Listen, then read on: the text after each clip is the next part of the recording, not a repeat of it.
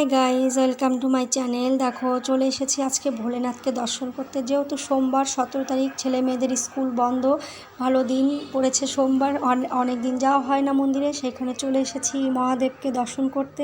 আর এসে দেখছি এত জোরে বৃষ্টি হচ্ছে, সবাই বসে রয়েছে বৃষ্টির কারণে।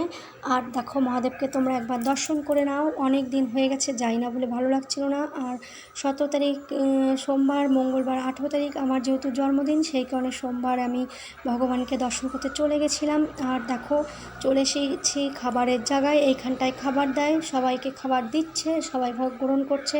আর যেহেতু সোমবার মহাদেবের দিন, ওইখানে খাবার দেয়। আর এই যে হচ্ছে মনসামার মন্দির, 5 দিন নিত্যাবধি নদী চলে গেছে।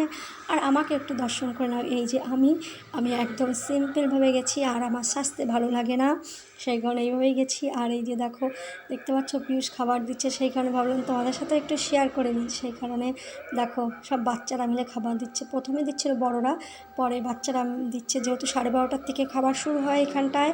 আর দেখো সবাই এরকম প্লেটে করে নেবে আর চেয়ারে বসে খাবে, খুব সুন্দর। আর দেখো আসার সময় দেখছি বৃষ্টি কমে গেছে, সেই কারণে তোমাদের বাইরেটা দর্শন করালাম ভগবানের।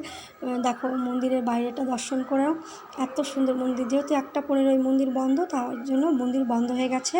আর বাইরের লোকটা দেখো এত সুন্দর, 5 দিন নিত্যাবধি নদী, পাশে মন্দির, এত সুন্দর জায়গা। কীরকম লাগিয়েছে তোমাদের অবশ্যই কমেন্ট করো, লাইক করো। বাই।